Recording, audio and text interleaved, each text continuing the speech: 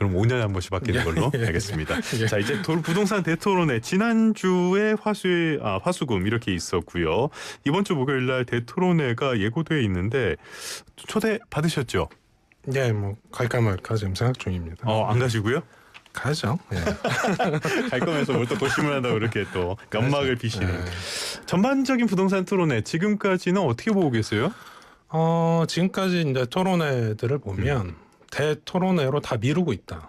그러니까 모든 토론회에 사실은 에피타이저 기능을 좀 하는 거고요. 네. 이러저러한 토론을 통해서 이제 국민 대토론회 이번 주에 예정돼 있잖아요.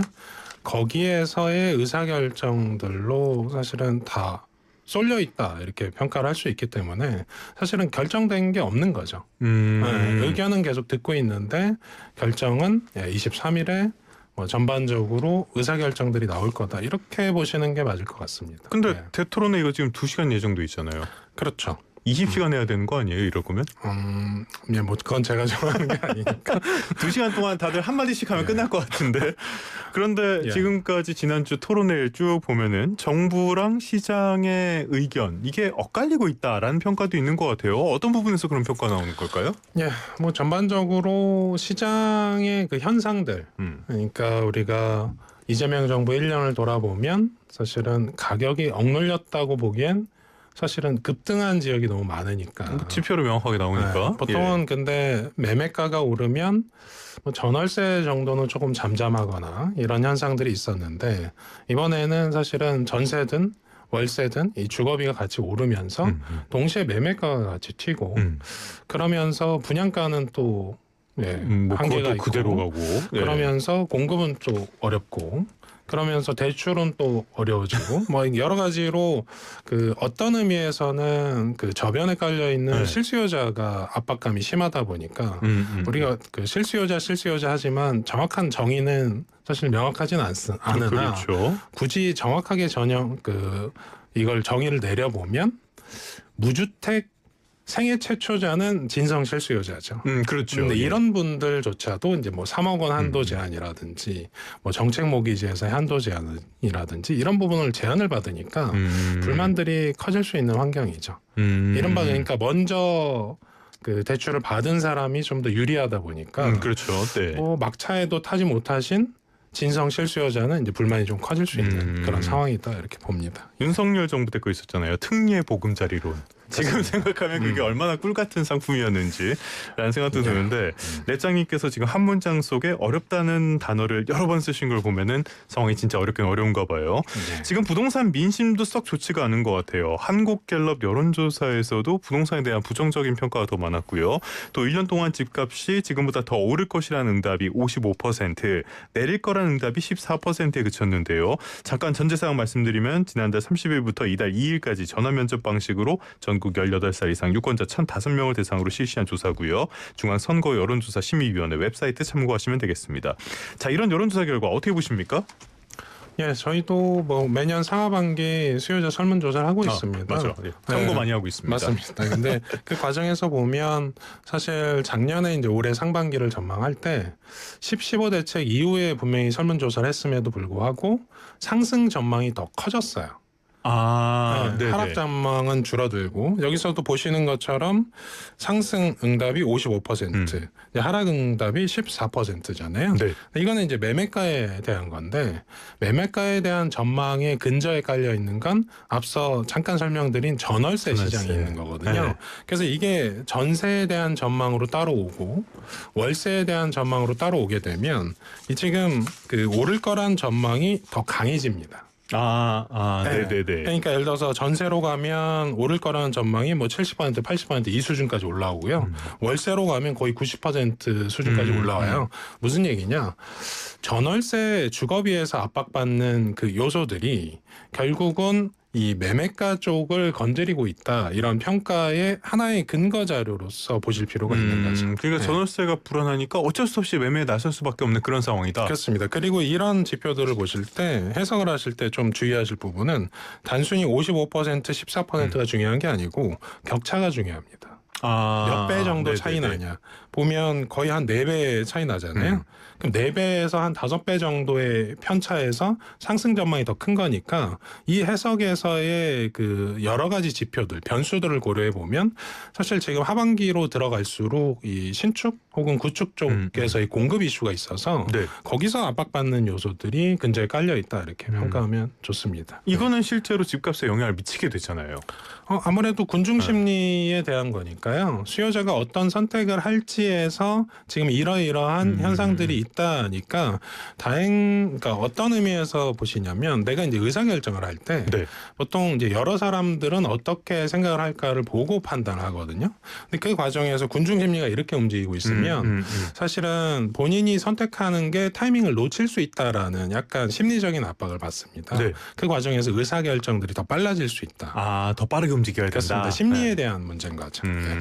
알겠습니다. 그렇다면은 23일 부동산 대토론회에서 어떤 내용이 다뤄질까 이게 굉장히 중요하겠는데요. 세 가지 측면에서 살펴보도록 하겠습니다. 첫 번째는 금융 규제, 두 번째는 공급 문제, 그다음에 마지막 세 번째로 전월세 문제. 두 번째가 공급 문제가 아니라 세금 문제로 다뤄보도록 할게요. 먼저 금융규제 문제인데 지금 부동산 정책 제안 이 웹사이트에 들어와 보니까요. 지금 시점에 1990건의 정책 제안이 들어와 있습니다. 이거는 사람들이 불만이 많기 때문인 것 같아요. 다 잘 되고 있으면 이렇게 많을 리가 없겠죠. 그런데 의견 가장 많은 게 무주택자 대출 규제 좀 풀어라 이 내용이더라고요. 저도 주변에서 많이 듣고 있는데 이거 실수요자들까지 규제 담아놓은 거 아까 랩장님도 말씀해 놓으셨잖아요. 이게 심리를 더 불안하게 만들고 있는 거 아닙니까?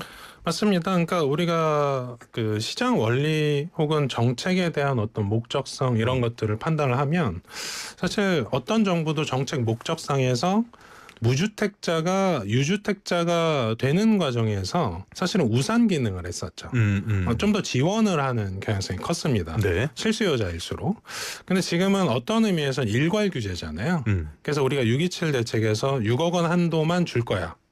묻지도 따지지도 않고 네네. 뭐 생애 최초든 뭐 1주택자든 다주택자든 뭐 다주택자는 물론 이제 대출이 안 나오긴 합니다만 그런 부분들의 6억 원 한도 규제가 일단 너무 경직되게 운영을 하다 보니까 거기서 아무래도 자금이 좀 떨어지시거나 예. 소득이 좀 낮거나 신용도가 낮으신 분들이 우리가 시장에서 볼 때는 서민이잖아요.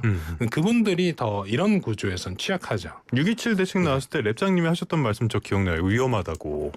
왜냐하면 이게 우리가 시장을 볼 때 아파트 중심으로 가격이 오르는 게 문제인데 비아파트 쪽까지 6억 원 한도 규제를 하는 약간 그런 부분들. 네네. 그리고 수도권으로 일괄했잖아요. 그럼 수도권 전역에서 사실은 외곽지에 있는 과거에 이제 문재인 정부에서 뭐 규제하다 보면 우린 네. 왜 규제 지역이냐 뭐 이런 얘기를 많이 나왔던 좀 것처럼 많이 하시더라고요. 그렇습니다.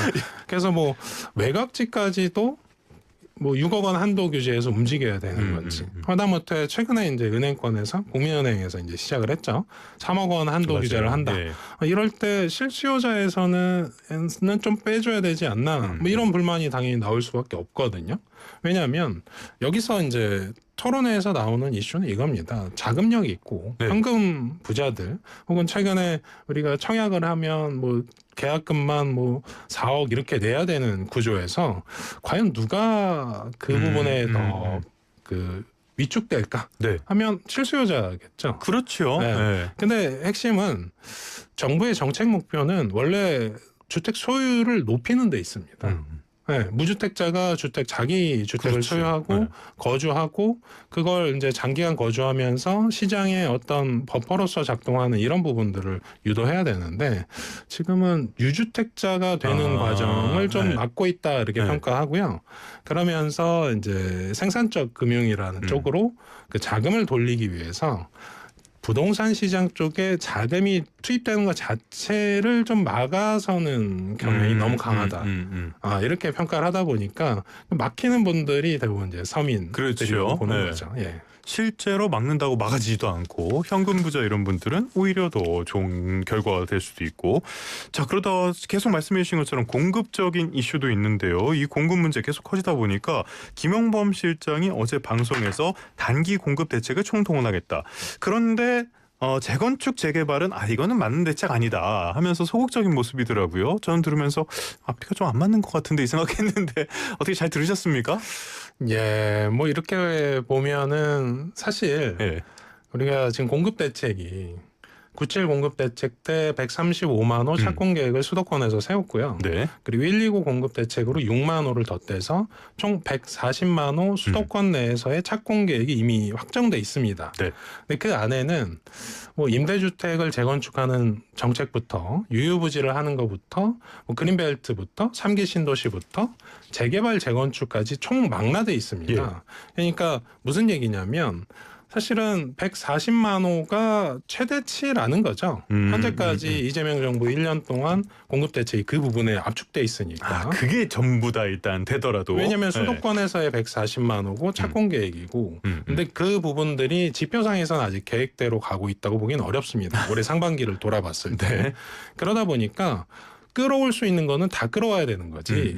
재개발 재건축은 뭐 점점점 뭐 이럴 지금 상황이 아니라는 거죠. 한가한 소리다. 네, 네. 왜냐하면 특히 서울에서의 공급량의 뭐 8월, 9월은 재개발 재건축 정비 사업입니다. 그러니까 이 부분을 배제하고 서울에서 공급량을 늘린다는 건 현실적으로 불가능하죠. 그래서 지금 네. 이 공급 대책에 대해서 시장이 별로 신뢰를 안 하고 있는 거잖아요.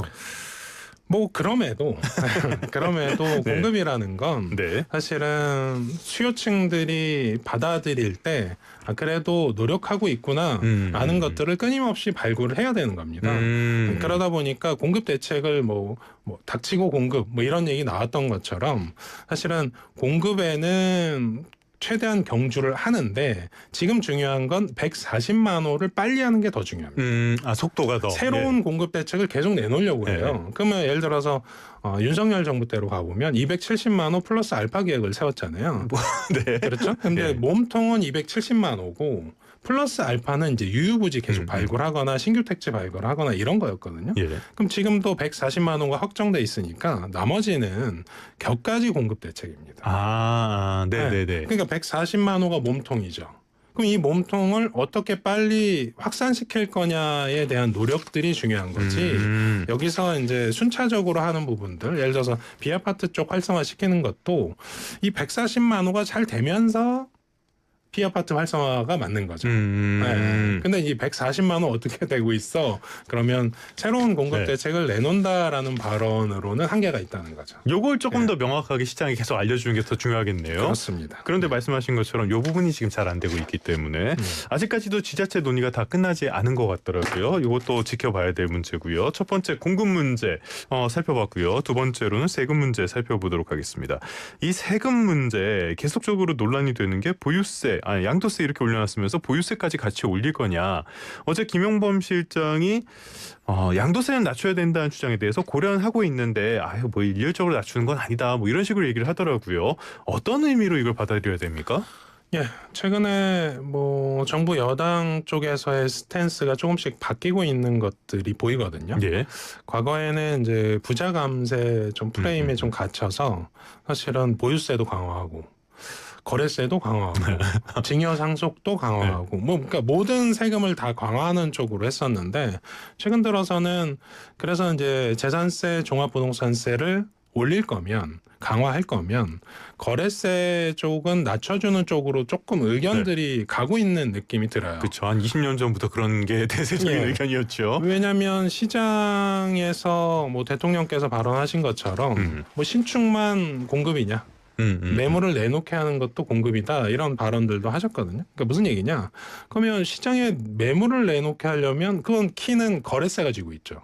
그렇죠. 네, 보유세가 지고 있는 건 아니죠. 거래 부분, 그러니까 우리가 입구와 출구 쪽을 막아놓고 보유세를 강화하면 그게 이제 징여로 우회하는 것들을 우리가 문재인 정부 때 많이 봤고요. 그렇죠. 안에 찜통이 되는 거죠. 네. 그리고 이 세금 문제는 항상 어려운 문제가 조세 전가가 됩니다. 그러니까 예를 들어서 나한테 1억 원을 부과했다. 보유세를 부과하면 그 전월세 임차인이 있다면 임차인에게 일부 전가하고요. 그리고도 전가하려고 하면 새로운 매수자에게 전가합니다. 아, 그러니까 실제로 세금을 받은 사람이랑 그 세금을 부담한 사람이 다르다는 얘기가 되는 거네요. 그렇죠. 그리고 세금은 문제가 지금 개편을 해도 우리가 7월 말에 개편을 해도 내년부터 적용됩니다. 네네. 그리고 세금은 사실은 10년 동안 누적된 게 얼마나 크냐에 대한 걸 얘기하는 거지 한 해에 왕창 부과하는 건 어렵습니다. 그러다 보니까 시간 텀이 길어요. 네. 시장에 반영되는 시간 텀이 길다 보니까 마찬가지로 이렇게 전월세 시장이 뜨거울 때는 전가가 쉽죠. 그리고 비싸더라도 살려 그러니까. 맞습니다. 가격이 오를 때는 또 전가가 쉽잖아요. 그래서 이 전가의 이슈 때문에 세금을 통해서 집값과 관련된 통제 강도가 높이는 데는 시간차도 굉장히 길고 전가도 현재 구도에선 쉽고 네. 매매 전월세 다 뜨거우니까 그러다 보니까 정말 원하는 그 목표치를 달성할 수 있을까 해서 그래도 거래세를 낮춰주면 매물은 나오거든요. 그러니까 매물 유도를 좀 해야 되는 상황이니까 그래서 지금 조금 바뀌지 않았을까. 네. 그리고 신축 공급은 상당 기간 2028년까지는 어려우니까 시간을 벌어야 됩니다. 지금 그런 과정에서 세금 이슈들을 좀 쓸 필요는 있다. 이겁니다. 또 다른 관점 포인트 하나 들어본 셈이 됐는데요. 마지막 전월세 관련해서는 우리가 이 국민 대토론회에서 어떤 부분을 집중해서 보는 게 좋을까요? 이거는 사실 원래 시장의 흐름은 월세 쪽으로 가고 있긴 했습니다. 사실 윤석열 정부 때에 수 없죠, 그건. 금리 인상기가 상당 부분 이뤄지면서 임대인도 수익성을 따지기 시작했고요.